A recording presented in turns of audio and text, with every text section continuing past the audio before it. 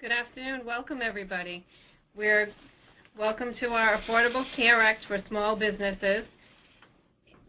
My name is Lori Dubois, and I'm a principal in the tax department at Conlett Winrenza. I'm here with Norman LeBlanc, who is a tax partner at KLR. We're going to be talking about the Affordable Care Act and how it affects your small business. The slides will be made available on our website after the broadcast at conlitwin.com, as well as the recording of the broadcast. Your lines are currently muted, but if you have any questions, please post them to the dashboard, and we will answer all questions at the end of the presentation. Our Twitter account and our hashtag for the webinar is also located on your screen. And we're going to go through the agenda. All right. So if you listen to the webinar that we did on Wednesday, we did that on large employers. Today we're going to focus on small employers, but there is some overlap. So in the beginning, we're probably going to have maybe 10, 15 minutes that if you sat in on Wednesday's session, you're going to hear things you heard before. But once we get past the overlapping items, it becomes very different. The small employers have a lot different criteria. The requirements are different. They're eligible for tax credits that aren't available to large employers. They have more options on how to buy insurance and where they can buy it, and that's what we'll talk about, exchanges and a thing called SHOP. And also we're going to go over the disclosure rules, which again somewhat overlap the large employer, but some are a little bit different. Okay, so the first step is we really want to give you an understanding as to why these things are happening that you hear about and what you're reading about and why the law is designed in such a way. And a lot of this was basically rolled out to help employers compete. In other words, if you're not a Fortune 500 company, it was very difficult to buy health insurance at a reasonable price. For people that were unemployed or self-employed or retired, it was very difficult and expensive. So the whole goal of this and the theory of this whole Healthcare Act was to offer more coverage to people at an affordable price. And the concept was that by getting a larger pool of people applying for coverage, it would keep the rates in check. All right, so with that, we can jump into, some of the criteria that you're seeing and hearing about. Okay, so employers really must move forward with their planning at this point and be aware of all the changes in the requirements of the law so that you can adjust your health plans and create your strategies to comply with those changes, as well as support your business and your HR objectives at the same time. So there's some concerns with employers and a lot of uncertainty that's still out there. Things could still change. There's still considerable delegation to the federal regulatories and under the Act, as well as the states are also, fighting, the Act as well. There's still potential legal challenges and unknown cost increases in 2014 and beyond.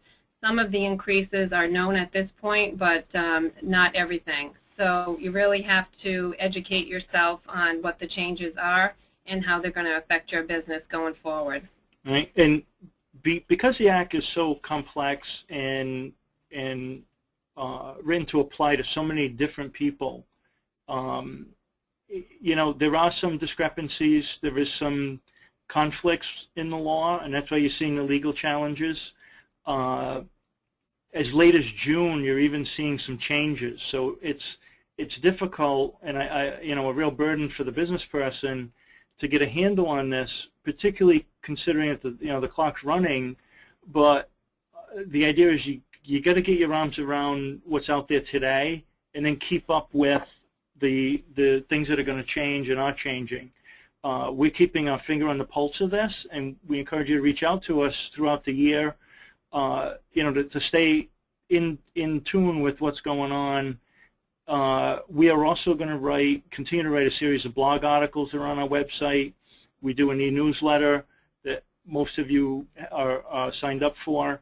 And through those channels, we're keeping the business community up to speed on how this act is playing out. So the number one concern for small businesses has always been the cost of health insurance and offering that to their employees. The employees, on the other hand, have always been concerned about obtaining that affordable health care. So some statistics, small businesses pay on average about 18% more in health insurance than big businesses. And, you know, they've never had the buying power to be in a large pool of employees to benefit from lowering those premiums. So the Affordable Care Act was enacted with that goal of helping small businesses lower the premium cost and increase the quality to the access to the quality affordable health insurance. So before the Affordable Care Act, the small employers had to face different things. They had, you know, too few choices of insurance plans. They had those higher premiums and unpredictable rate increases. There were higher rates for different groups of people, including women, older workers, and those with chronic health conditions and illnesses.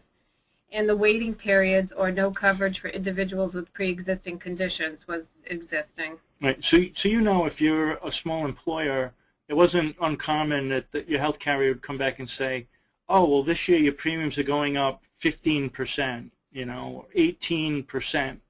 And it's very painful. And then you have to go back to your employees and say, you know, we can't afford this increase. We're going to require you to pay more. Or we're going to cut back to a plan that doesn't pay as many benefits as the prior plan did. So there was always this give and take every year, and you always had a mystery as to what would happen when, you know, the health carrier would come along and say, we have no choice, we're going to raise your rates. So again, the idea of this act is to say, okay, small employer, we're going to help you by making things more stable. You're not going to get increases of 18% anymore. You're not going to have to cut your plan back to the bone because you can't afford it. So those are all the promises and the goals of this act. You know, it's untested, and we'll have to see how things play out. But that's how the design is made. So today, the goals under the Affordable Care Act for insurance companies, basically, they're going to face limits on the amount of administrative spending that they can have. So most insurers right now must now spend at least 80% of the premium dollars, the consumer's premium dollars, on actual medical costs, medical care. So this is going to be looked at closely, and if it's not, you know, if it's not at that 80% level, rebates are going to be paid back to the insured, and that's going to be paid back by August 1st of each year. So they also must disclose and justify any rate hikes of 10% or more. And the states and government may review that as well.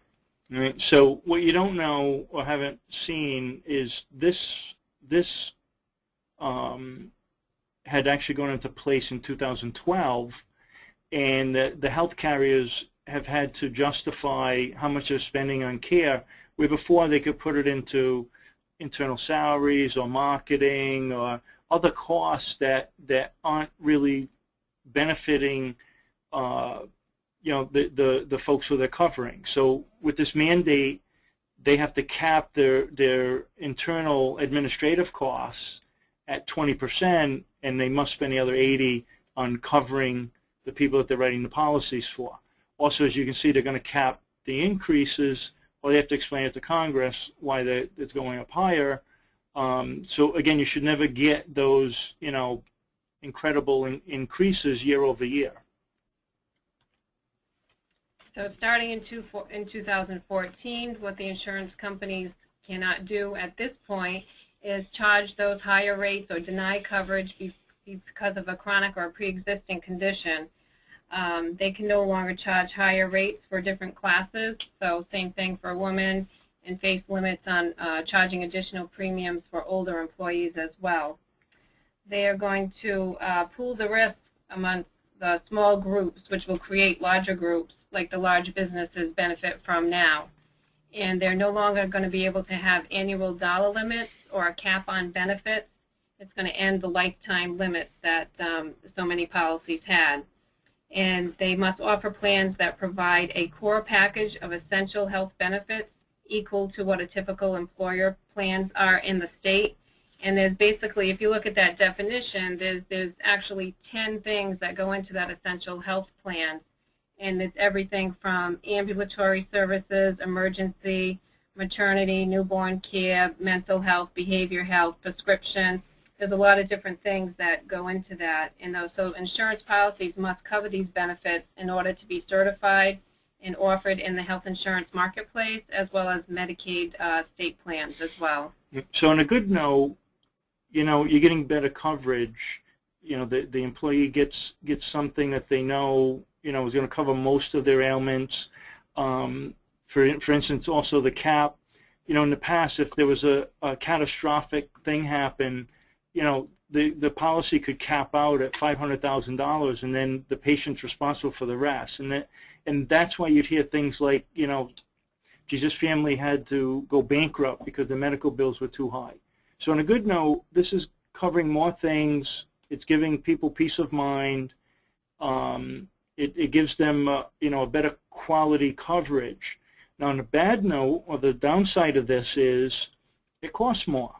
So the insurance carriers are trying to figure out what kind of premiums to charge. And right now, they're struggling with that because there's new things like the pre-existing conditions. They don't know what's out there. It's an unknown to them. And they can't really gauge what that cap on benefits is really going to cost them. So it's very, very awkward for them. And on top of that, they got to meet that 80% rule. So they can't charge too much, can't charge too little. They got to try to gauge it just right. The result is they're moving very slowly, and that's why if you're talking to your insurance companies now, they may say, okay, we can quote you, but they give you a bunch of what ifs. They got to leave it a little bit open-ended because they don't really know what the future is going to hold for them. Okay, so the next step is going to be to determine if you are a small or large employer. So starting in January 2014, employers with at least 50 full-time equivalent employees must offer all the full-time employees an affordable health plan that meets a minimum value standard. If you have less than 50 full-time employees, you're going to be considered a small employer. You have the option of offering the health insurance, but it's not going to be mandatory. Right. So don't shrug this off and say, well, I've only got 25 people, or I've only got 40 people. We're going to walk you through some steps to calculate how to look at seasonal help, how to look at part-timers, and also, just as importantly, if you have multiple businesses, you have to look at all of them as one group if the ownership is common. And we'll give you some guidelines as to how to determine what that ownership is that'll make you commingle those businesses in counting the number of employees you have. So the first step is just that, looking at the definition of employer for the ownership test. So there you're going to be looking to IRS tax code 414, and that is where the definitions of common control are. So if you have employers with common owners who are related in some way, you may need to aggregate them together, as Norman was just mentioning, to determine if you are over that 50 or more threshold for employees. So, the rules are complicated, but... Yeah, so the quick and dirty is this.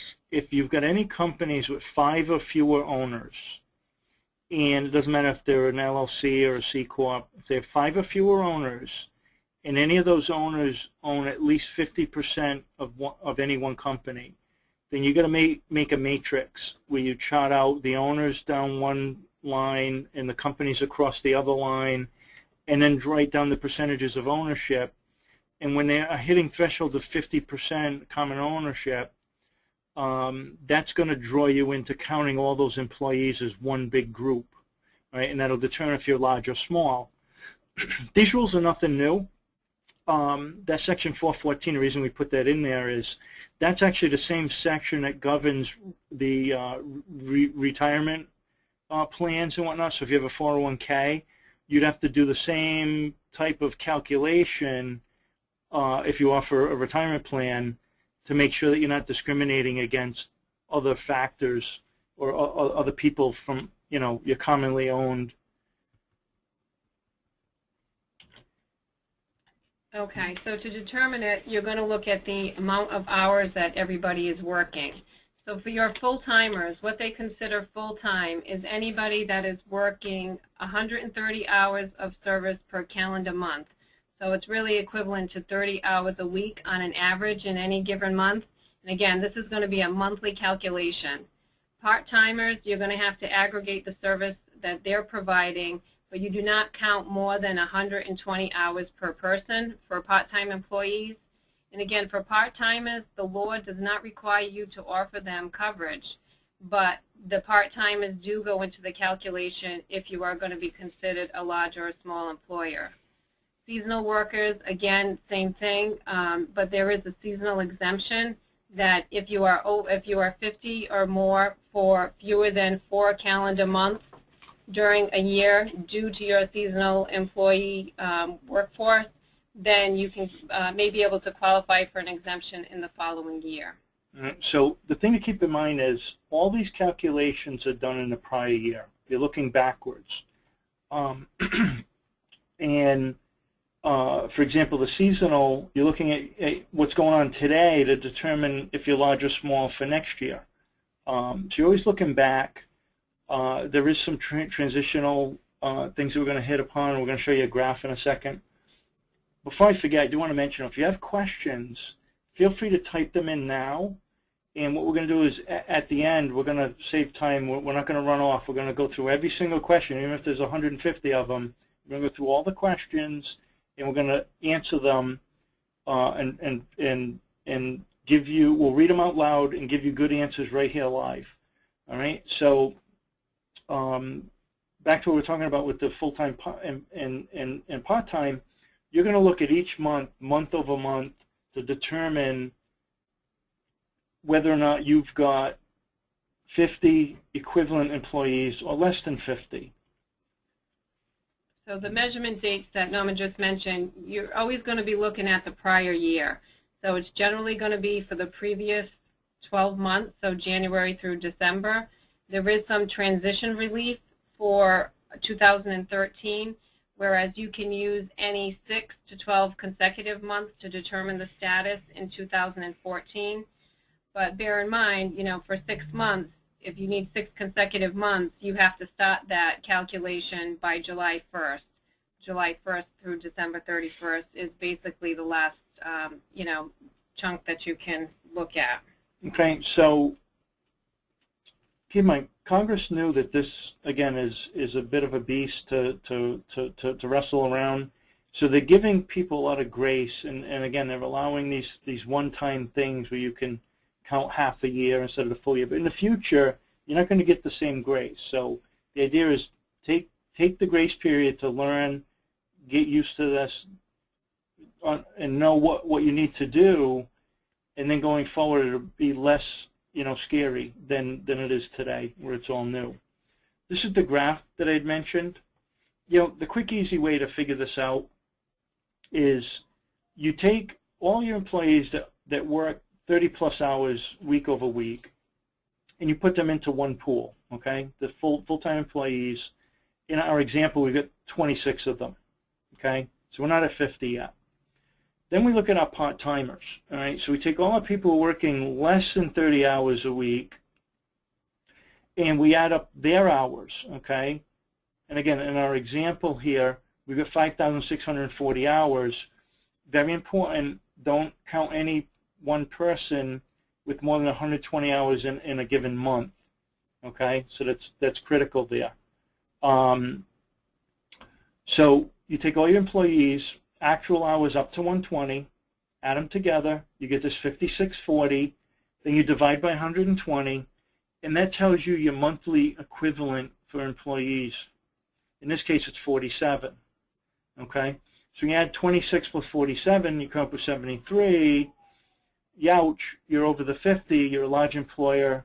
We'll, encourage you to listen to our webinar from Wednesday which is on our website. Now, we have another graph that will help you. So you're going to do this each and every month. So see, you get the month of January, blah, blah, blah. Each month you figure out your full-timers, you get 26 here, it moves 31, 38. Then you calculate your part-timers using that formula, adding up the hours, dividing by 120, okay? Then you add the two together, all right, so you come up with a subtotal. Then you add the grand total all together and divide by 12. In our example, we come up with, lo and behold, 86. Now, you may come up with 32, and you're a small employer. You might come up with 51, you're a large employer.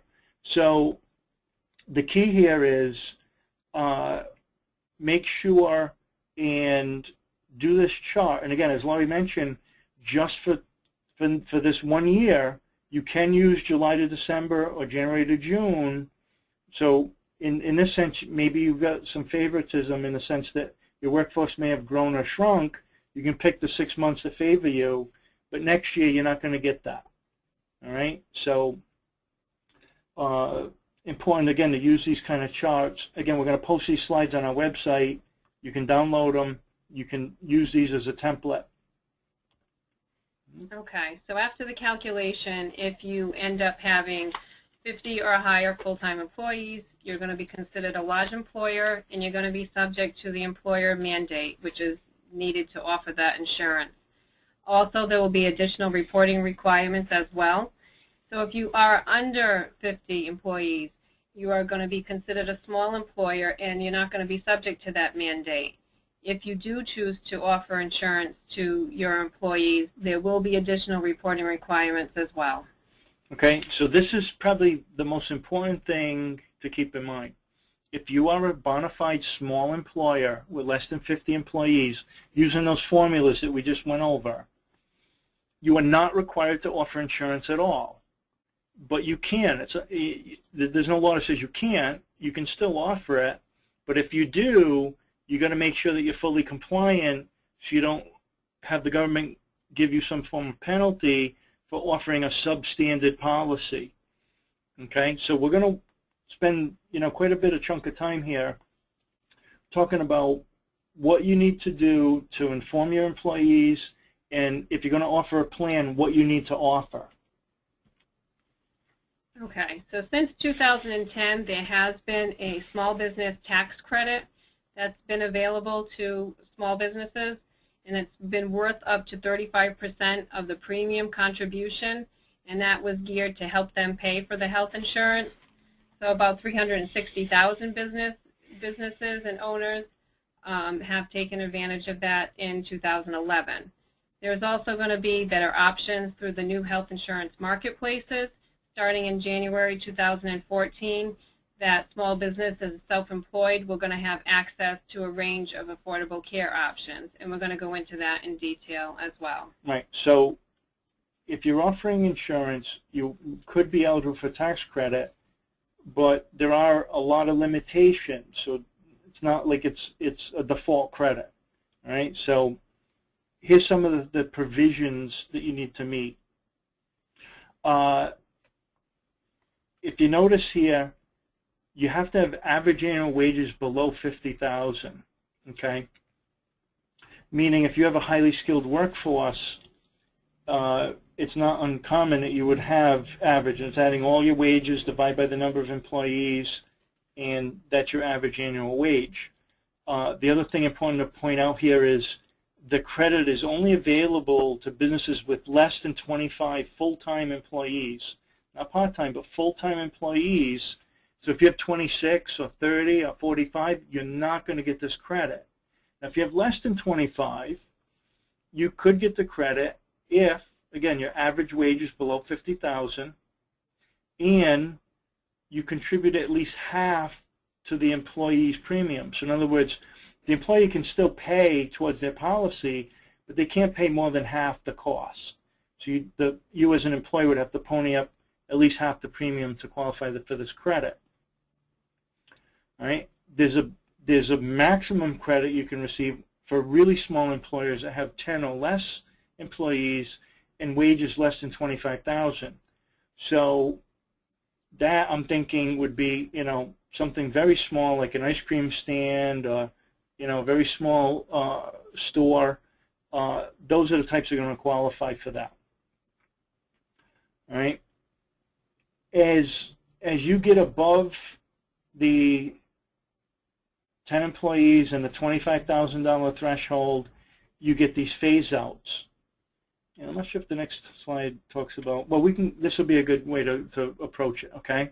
So this slide here shows you that you've got less than 25, less than the 50,000, you pay at least 50%, you get a 35% tax credit, maybe, okay? Again, it's going to phase out, I'll explain that in a second, and that's going to go up to 50% tax credit in 2014. Now, the way the credit works is any average wage above 25,000 phases out at 1/25th per $1,000. All right. So in other words, if your average wage was 26,000, you would only get basically 24/25ths of the credit. I know that's crazy, but that's the way it works. The idea here is when you hit 50,000, you basically have used up the second 25. You get 25 that you get the 100%. The next 25, you're only going to get the portion that's not phased out. So by the time you hit 50, you're getting a 0 credit. All right. So if your average wage was 49,000, you'd only get 1/25th of the total credit. So you count the credit, the 35%. Let's just make up a number. It's $10,000. All right. You would only get 1/25th of $10,000. If I'm doing my math right, that's probably $400. All right. So that's a fairly small number.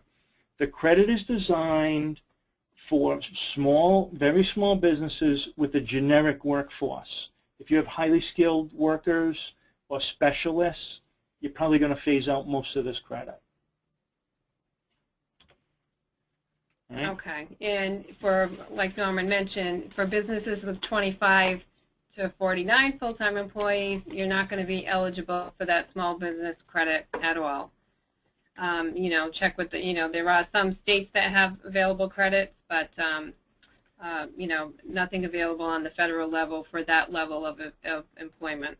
So the theory here is once your businesses reach a point of being 25 to 50 people, the resources are a little better, you get better cash flow. It might not be true, but that's Congress is thinking that's the theory.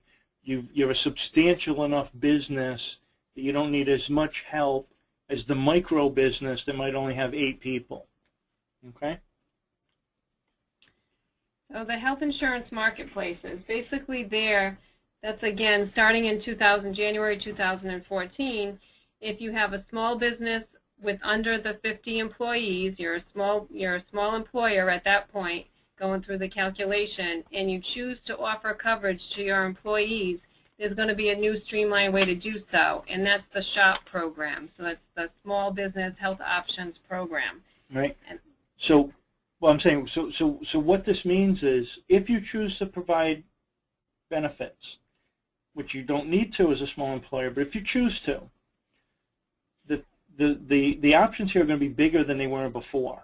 Before you just went to the carrier and said, hi, I've got 22 people, what can you do for me? Now you're going to have other options. We're going to walk through those options because there is a lot of benefit here in getting into these buying pools. Okay. In the SHOP here, what we're talking about, that's mainly a federal or a partnership exchange. Some states, there's 17 of them right now that have elected to run their own exchange, and Rhode Island is one of them. So the SHOP, that's basically part of the new health insurance marketplace, also called exchanges, and it's geared to spur competition for customers based on the quality and price rather than the whole avoidance of risk.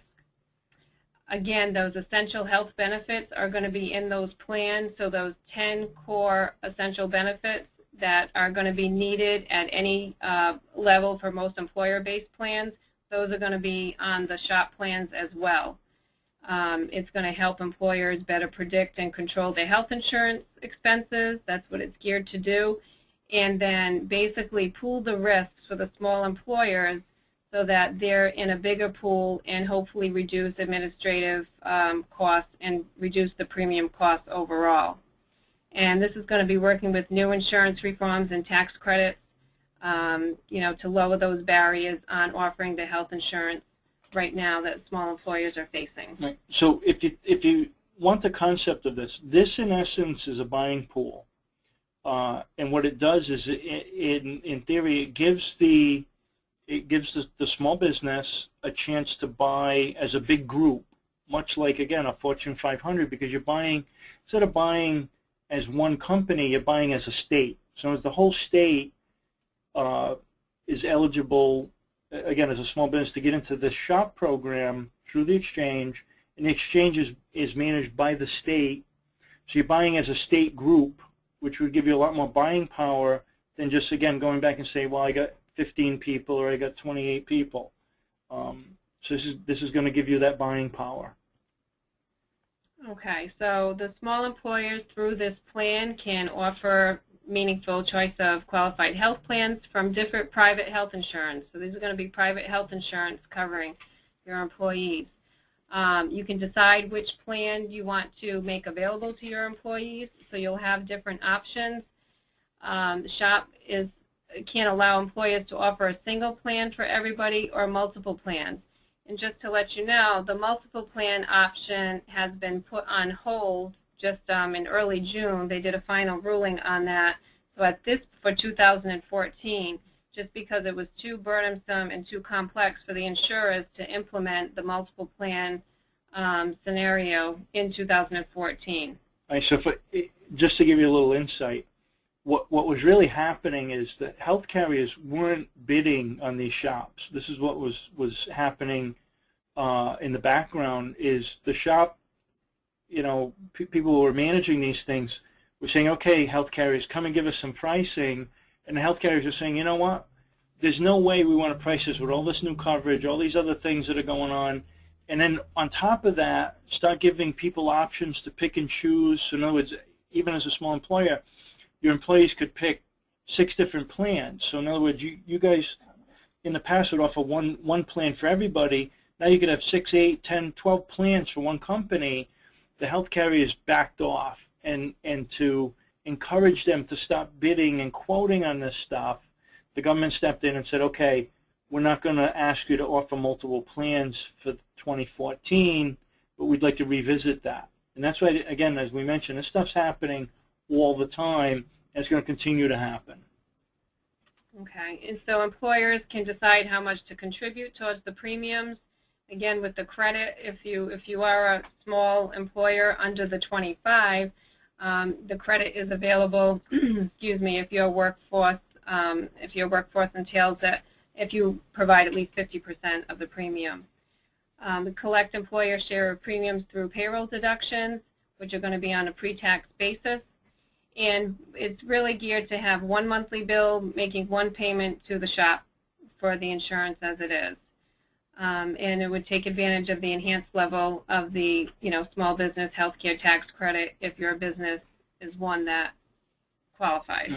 So it's not all bad. I mean, there's a lot of provisions there to help small businesses offer insurance. So if you're offering it today, you might find that you've got a better chance to offer things in the future at a lower cost. And if you have no coverage because it's been cost prohibitive, you may find that, geez, let me revisit this and check it out. Maybe I'm going to find out my costs aren't as high as they used to be. So how do you enroll and who can enroll? So businesses generally with 50 or fewer employees, some states right now are allowing up to 100 employees to be eligible. So in 2016, the goal is all employers with up to 100 employees will be able to participate in the SHOP program. So once your business enrolls, it can actually still grow and remain in the SHOP program. And you can enroll starting October 1st, 2013 for coverage in January. So thereafter, throughout the year on a monthly basis, you'll also be able to enroll. You can enroll directly through a broker, or you can go online to that website there, the healthcare.gov, for more information, and there's sign-up alerts as well.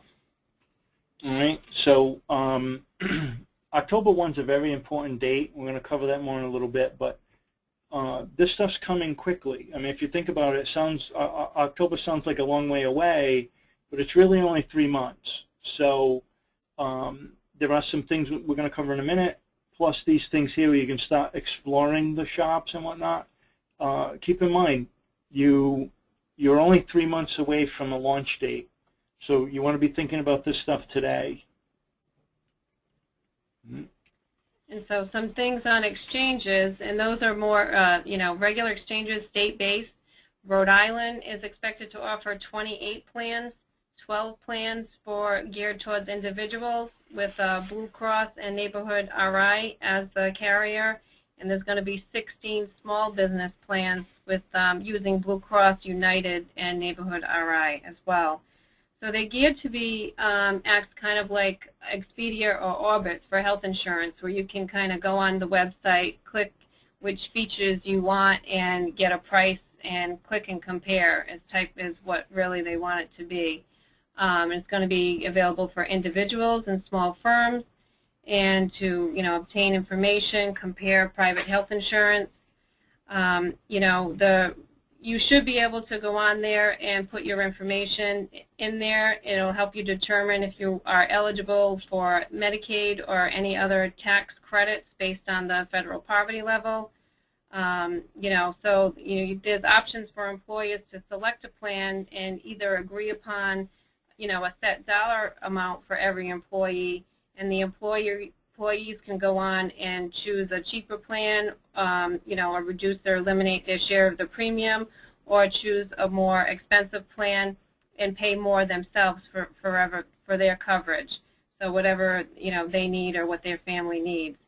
So Rhode Island right now is the only state where all the carriers have agreed to allow employees to choose among all the plans. So Rhode Island also is restricted right now on 50 or fewer employees, whereas other states have opened it up to 100 or fewer. So we'll see how that develops as it goes along. Okay, and just to be clear, the exchange is really broken up into two pieces. The shop, which is available to the employer, and that's exclusive for employers, and that's why you can see it could be, in the future, up to 100 employees. It is available to, the shop's available to employers with up to 100 employees. Now, the other half of the exchange is strictly the employee portion. So if you choose not to offer coverage, or you choose, or an employee chooses to opt out of coverage, they can then go to these exchanges, because you're a small employer. The employee can go to the exchange themselves and say, I'd like to buy a plan just for me and my family. All right, so that's somewhat new, and again, the idea is to give the employee as an individual more buying power. Okay, and so what we wanted to discuss as well as the large employers, is also going to be an individual mandate. So there's only limited exceptions, but starting in 2014, all individuals must maintain that minimum essential coverage or pay a penalty themselves personally. That penalty would be charged on their individual tax return when they went to file their 2014 tax return. So you can have government-provided coverage, exchange coverage, or employer-sponsored coverage. But you have to have that minimum essential coverage, or else you're going to be charged a penalty. So there are some exemptions, and one of them is based on household income. So if you are required to contribute purchase insurance that exceeds 8% of your household income, they're going to deem that that is too costly for you, and you wouldn't have to pay the penalty. There's also religious objections, the American Indians. And there's also a exemption for if you are uninsured for less than 3 months during a year. So if you are switching jobs and you haven't, you're waiting to get on your new employer's insurance, they're not going to penalize you if you have less than 3 months of the year uninsured. So the reason that we mention this is it may not affect you necessarily as an employer, but it affects your employees, because what a lot of people, and again the general public, isn't thinking of or may not know is every individual has to have coverage, whether it's through their employer or through an exchange or through some other method that they go. They can still go to a carrier and buy a policy. They don't have to go to an exchange. But what they do have to have is certain coverage. And what's going to happen is as employees become aware of this, whether they see it in social media or on the news, or they read certain things, or they talk with their friends, they're going to find out they need this coverage. They're going to start asking you a lot of questions. So you want to be ready to explain, this is what's going to happen, this is what you need to do or not do. But this is guaranteed going to liven up your employees like bees on a hot summer day. They are going to get invigorated and want to know all about this, because they themselves don't want to get a penalty. So what are those penalties? They're going to be calculated based on either household income or a flat dollar amount. So in 2014, it's either $95 or 1% of household income, whichever is higher. And as you can see, 2015 and 16, those amounts are going to go up over time.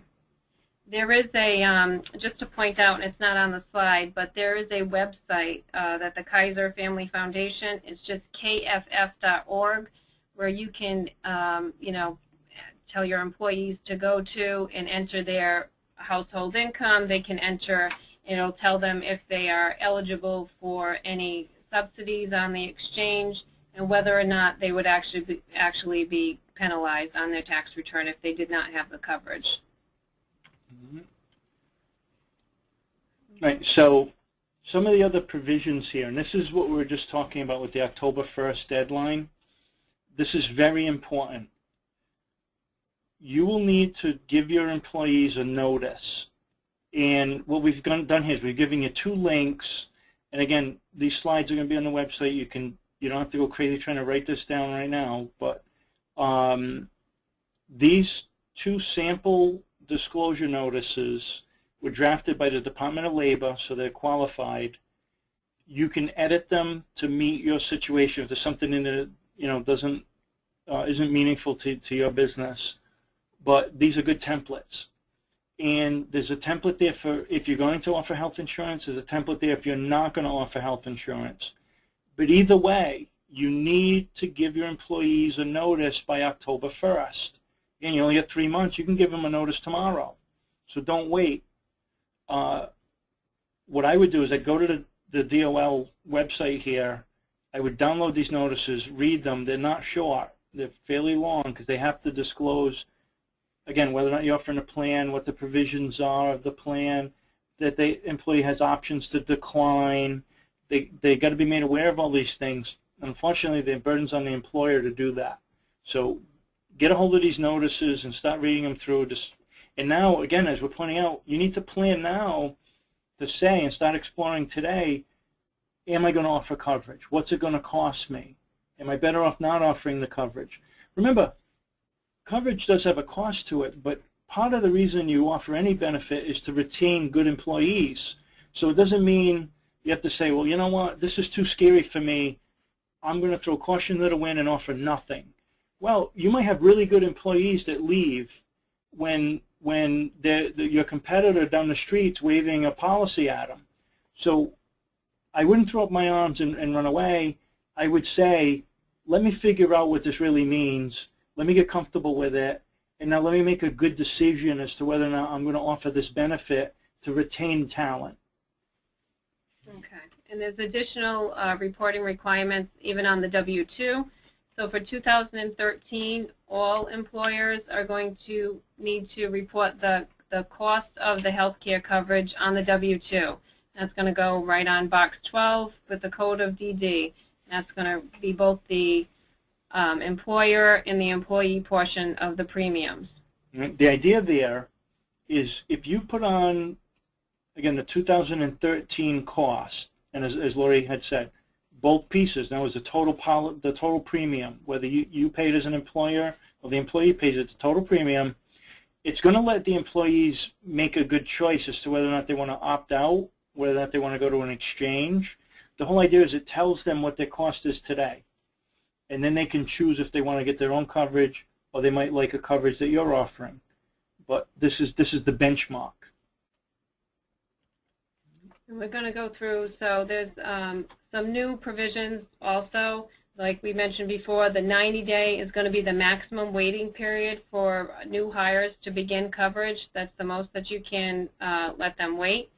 Starting in 2014, there's going to be additional incentives and rewards to provide workplaces with wellness programs. I'm sure you've heard a lot of the wellness programs, and even more of an increase or reward for 50% higher for smoking cessation programs, things like that. So there's a lot of different things that's in the plan, in the act, that you need to look at. New information reporting is also going to be required for health insurance coverage, and that's going to apply to employers of any size that have self-insured health plans starting in 2015. Okay. So one of the things I don't think that we've mentioned before we get ahead of ourselves, what exactly is affordable care and what is minimum essential coverage? Okay. Minimum essential coverage is defined by this act as a policy that covers or pays at least 60% of the benefit or cost of the medical care, in other words, at the doctor. The plan covers at least 60% of that cost. Now, the way you can gauge this is if you look at the deductible and the co-pays, they should never exceed 40% of the care. All right, and again, this is across the whole year. So, your health insurer, whether it's a broker or you go straight to say a Blue Cross or some other carrier, they can tell you if this policy with deductibles and co-pays covers at least 60% of the total cost of the health care that will be issued or covered by this plan. All right, that's minimum essential coverage. If you're going to offer a policy, it needs to cover that. Affordable means that the portion that you ask your employees to pay cannot be higher than 9.5% of their income. And the way you calculate it's funny because the law mentions it's household income. That's very difficult to know as an employer. So what Congress allowed is they allowed you to calculate the 9.5% based on the employee's income in a single plan. Even if they got family coverage, you take the cost of a single plan and look at how much you're asking the employee to pay and compare that and make sure it doesn't exceed 9.5% of their wages. All right? If it does, it's not affordable, and you're going to be subject to a penalty, although Congress put a different word on it. They call it a shared responsibility. All right? The shared responsibility is $3,000 for every employee that goes and gets a benefit from the government, say a subsidized policy, because yours wasn't affordable. All right. So if you're going to offer coverage, you got to make sure that you fit those parameters. All right. And that, again, that's part of your planning and part of the learning that you need to do today to decide which way am I going to go. Okay, and there's also many non-discrimination rules that are also in play at this point. So a group health plan cannot discriminate in favor of their highly compensated employees. So there are, same thing with the self-funded plans. Highly compensated individuals will be taxed for benefits. There's going to be a penalty, fine per day, per individuals that are discriminated against. So there's some big changes in the non-discrimination rules. If you look, we have the asterisk there that it does not apply to grandfathered plans, And what that means is if you have a policy that was purchased on or before March 23rd, 2010 and has not been materially modified since then, those are the plans that do not at this point have to comply with the non-discrimination rules pointed out here. Mm-hmm. So the idea here again is this is a lot more now like a 401k in that you can't favor one segment of your workforce. It's got to be more even, a level playing field for everyone. The idea is you can't favor just managers and owners. Everybody needs to get a fair shake, and that's why these rules are written in. Okay, and then also new with the insurance plans, there's the extension of coverage to children under age 26, the restriction on the annual and lifetime dollar limits on the essential health benefits will be eliminated in 2014. Again, the pre-existing condition exclusions that we talked about earlier, group or individual coverage cannot be rescinded except in certain minor circumstances. Preventative service without cost sharing. That again does not apply to the grandfathered plans, but other plans will have to pick up that full cost. Same thing with the non-discrimination rules we just talked about, and then plan reports for medical loss ratio. Mm-hmm. So, and keep in mind, the grandfather plans, I know it sounds crazy, September 2010, but there are still a lot of those policies out there where just the premium's been changing, the coverage is about the same. But if you've been bouncing around from carrier to carrier or getting different coverages this year with Blue Chip, next year with HMO, those are going to exclude you from any of these outs that you have for a grandfathered plan. So again, you got to get used to non-discrimination. Okay, so some different fees that you're probably seeing or you will be seeing in the future. Form 720, that's going to be the Patient-Centered Outcomes Research Fee. The form itself, 720, has 1,000 different taxes on it, but one line on there is for this Patient-Centered Outcomes Fee. And that's going to be an annual tax of $1. It's going to be $2 in the second year, but it's going to be on the average number of covered lives in your plan.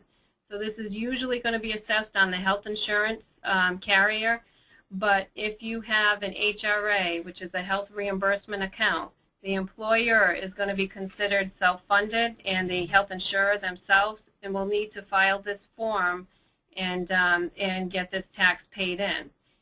This form, if you are, a plan year ending anywhere from October 1st, 12 to October 1st, 2013, that form is going to be due July 31st, 2013. So it's going to be due next month. So you have to keep an eye out for that if you have an HRA. Right. Now, you most likely have an HRA. If you have today, if you have a high deductible plan that you're offering to your employees, where the company's putting money aside or in a pool to pay the deductible. So if the policy has a deductible of like $3,000 for single, $6,000 for family, to keep the cost down, and the employer is putting in money to cover that deductible, that's an HRA, and you're going to need to file that 720. Some additional fees is going to be the exchange reinsurance fee.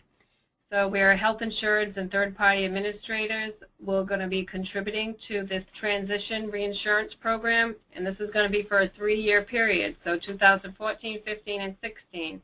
It's expected to raise $25 billion from this fee. So 2014, the charge is going to be $5.25 per month, or $63 per year, and that is per person enrolled in a group plan. So this is likely to see passed down to the insurer. Right, so keep in mind, this is a tax on the insurance companies, and the conflict here is this whole program is supposed to reduce costs, but now the government's adding on these extra fees, and if you notice, $25 billion, that's basically how they're going to help pay for the subsidies, the tax credits, all these other things is through all these fees. So again, a little bit of a conflict here between keeping costs down and then trying to pay for it all. Same thing with the health insurance tax. That's again going to be a tax on the health insurers based on the number of premiums written. Again, the higher cost maybe for our health insurers on that as well. The Cadillac plan tax, this goes into effect in 2018, and that's going to be an excise tax and it's going to be imposed when premiums exceed $10,200 for individuals and $27,500 for family plans. And it's basically going to be a 40% tax on the excess of those values. All right.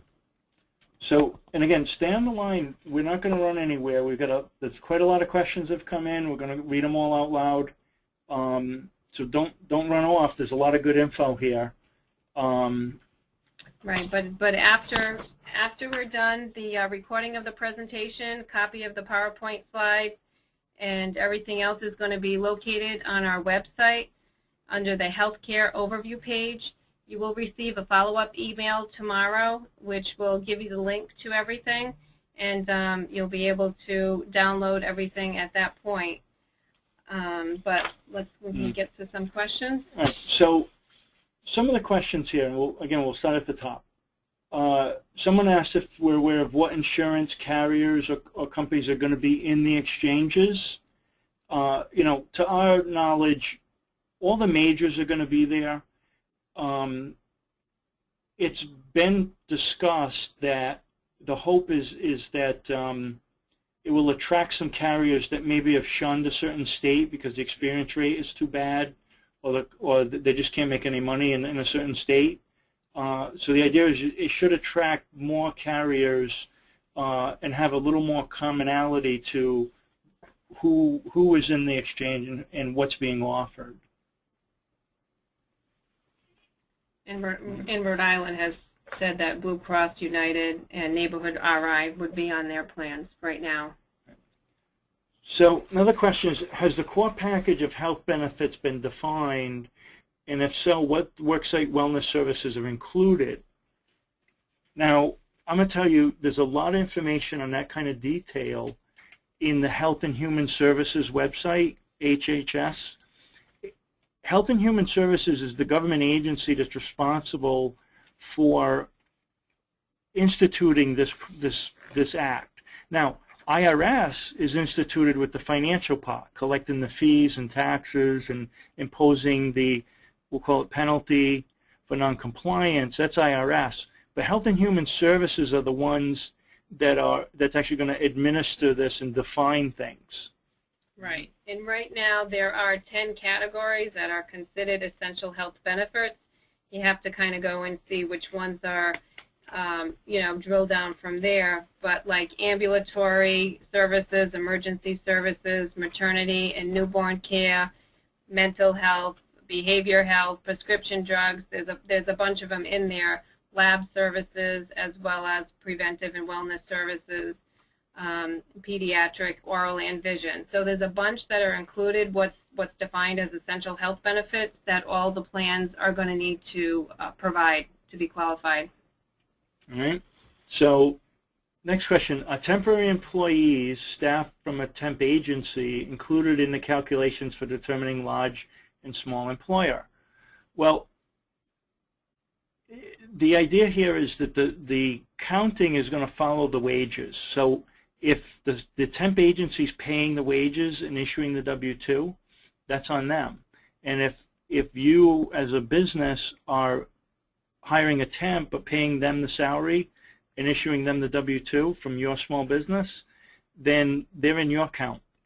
Now, what's likely to happen, we don't know this yet, but what's likely to happen is the temp agencies are probably going to fall under a large or small employer category, and if they're a large, they may find that they have to pass on certain costs as part of the temp contract. So they may say, okay, it's going to be X dollars per hour plus out-of-pocket, which includes the health insurance. So that part of it's going to play out, but predominantly your counts and your calculations are going to follow the wages. Yeah, I can. Yeah. Do you want to read it? So, yeah. So next one is I have a concern that I'll be forced to offer a health plan that includes mandatory a mandatory abortion fee that Governor Chafee has forced into the plans through executive order. What will there be a conscious exclusion for this? And you saw on our slide a little while ago, there are exclusions for a belief or a value that you hold. Now, how that's defined and what you have to do to prove that you're a member of this group that gets exclusion, that's not 100% crystal clear, but the exclusions are there, and it warrants researching to find out, what do you need to do to qualify for that exclusion or exemption. All right. Someone asked if we could re-show the slide on the small business credit calc. We can certainly do that. And again, these slides are all available on, which should be up on your screen now is a slide on the small business credit. These slides are all going to be on our website. Feel free to download them and you'll have them. All right, we'll leave that up for a few minutes. If you opt to provide coverage to employees, is there a minimum percentage of participation required, and what forms are employees used to opt out? Well, again, this is all part of the notices where you're going to give the employees some instructions. That's why go to that Department of Labor site, and those notices are going to give them instruction on to what they need to do to opt out or get into the plan. We aren't aware of any minimum enrollment. In other words, one person can enroll. That's the beauty of this. Where before, you used to have to go to a carrier and say, I get 25 employees, but only 2 want coverage, and it costs an arm and a leg. So now you can go to an exchange, and you don't need 25 people. You only need 1. So to our knowledge, there's no minimum enrollment, and the instructions for the opting out and whatnot will be part of those notices that you give. Is there a website for employee exchanges? There is. Every state has its own website. Some states are choosing to say we're not going to set up an exchange, and the federal government is by default going to take it over, but there's still going to be an exchange. The difference is it'll be administered by the U.S. government instead of the state. Now, Rhode Island has its own exchange. Mass has its own exchange. And most other states do too. But, like I said, there is a website. I don't have it offhand, but we can certainly take a peek and see if we can find that while we're still talking. All right. What will happen with COBRA coverage? Okay, so the COBRA coverage now, there's going to be a 30-day, right? It's a 30-day grace period. So you have to give 30-day grace period if you offer employees, actually give them COBRA, and then they don't pay within the 30 days. You still have to give them that grace period. That's one of the changes that went through on the Act as well. Okay. The website, bouncing back to the prior question, the website for the Rhode Island Exchange is healthcare.ri.gov.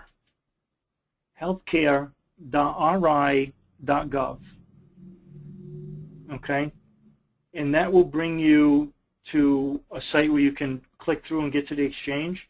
The full thing, if you want to write it all down, is healthcare.ri.gov/exchange/about, and that will explain the state exchange. Okay? But to get there quickly, healthcare.ri.gov. Okay. And then there's another question. Please confirm, does the Department of Labor notice need to be provided even if you're not considered a large employer? I mean, our understanding is you do need to provide a notice. It doesn't necessarily have to be the Department of Labor one, but you do need to provide a notice to your employees telling them there is an exchange, you are eligible to go there if you wish. You're telling them, yes, we're going to offer coverage, or we're not offering coverage, and telling them what they need to do to enroll or to opt out. So that's all part of that notice. And again, the Department of Labor notice is a great starting point for that. Okay. Another question came in regarding the W-2 reporting. Is the amount paid in the calendar year or the premiums for the calendar year need to be reported? So let's see. Let me give an example. So there's an example here. If paid January 2014 premiums to insurers in December 2013, what year on the W-2 is that amount reported in, 2013 or 14? All right, so our understanding is, because it's a W-2, it's amounts that are charged for premium during that calendar year. You notice that you always get an invoice from your carrier that says, okay, this is for the month of January or February, blah, blah, blah, blah. So even if maybe that policy didn't get paid yet because the December invoice showed up on the 26th of the month, it still counts. No, that's the 12 months. You need to include the 12 months of premium, okay? So you don't necessarily have to get super hung up with when it's paid, but you need to report 12 months of premium on that W-2.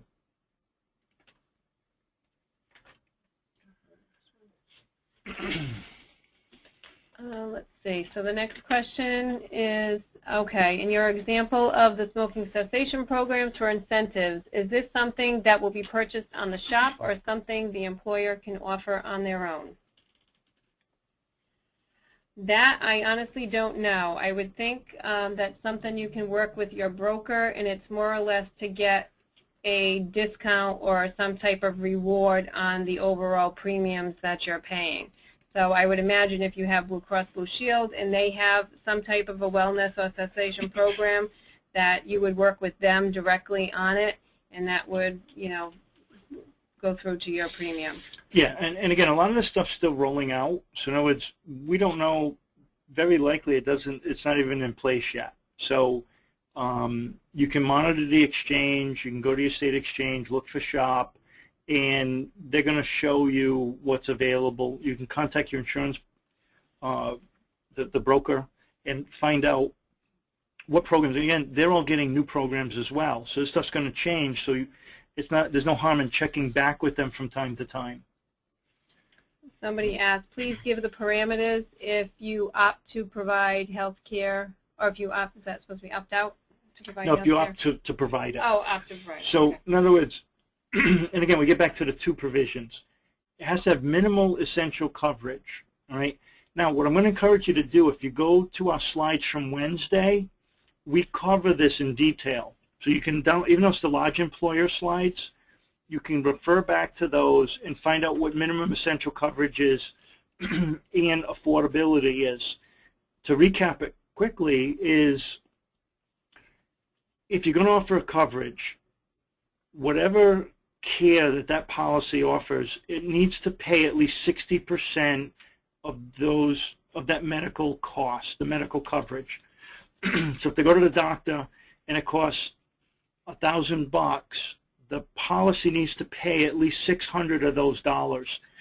The co-pays and deductibles can't be more than $40 out of the 100, okay, or 400 out of 1,000. That's minimum essential coverage. That's part of your policy. That's something that your insurance dealer will inform you of. Right, and they'll give you different plans to look at. So one that offers the bare minimum, and then they'll go up from there and how much coverage is actually given. All right. The other element is affordability. And again, you can't ask your employees to pay more than 9.5% of the cost of the premium. Well, not, I'm sorry. You can't ask them to pay towards the premium more than 9.5% of their income. So you're going to look at their wages. We'll just pick a number. Say you got somebody that's making $50,000. You can't ask them to pay more than 9.5% of $50,000, or roughly $4,600 towards their policy, towards those premiums. And again, that's a self-only policy just for them. So if they elect to have a family plan, and they can pay probably up to $4,500 or whatever under that 9.5% of their income for their portion, but they can pay all the premium if you needed to for the family portion. Right. But the affordability test is based on single coverage and their wages alone. Okay. Can you define what preventative services without cost sharing applies to. So, I mean, I think this is very specific as well, but preventative care services, I think there's, you know, a whole host of things that go into that, and that can be yearly mammograms, you know, the yearly physical. There's a few things in there. I don't have them offhand here, but that's without cost sharing means that the plan has to cover 100% of that. And basically, some things are going to be on the plan that are not going to have deductibles, is how I understand it. Now, someone asked, if I have an HRA and a high deductible plan, do I file Form 720 and pay the fee for those covered by the HRA, as well as the carrier filing and paying the fee too, because we both cover them? Now, the 720 and that $1 per employee, that's all on the employer, not the carrier. So the HRA is paid for and pooled by the employer. The employer is going to pay and file the 720. Now, just so you know, even though these provisions go into effect in 2014, the 720s are going to be due now if you have an HRA. So, and right now you're looking back to the last quarter of you're looking back to the last quarter of 2012. So for October through December, you're basically going to look at the number of employees you have, and then you're going to calculate that times $1 and report that in the Form 720. We have the form, we have the instructions. If you want to reach out to us, we're happy to email you that to you or help you walk through it. It's a new line item. It's brand new to everybody, including the IRS. All right. I've heard of some calculation to account 1099 workers. I haven't heard that. It's been predominantly W-2 and salaried employees or people paid an hourly wage. Not aware of 1099 workers, unless what you may have heard is someone's counting somebody as a 1099 worker when they're really an employee, and the category gets changed because IRS comes in and audits somebody and reclassifies those contractors as employees. Then bingo, all of a sudden you may find that somebody who thought they were clever and skirted the 50 employee by paying people as contractors, all of a sudden finds out, oops, I'm now a large employer and I got a big problem.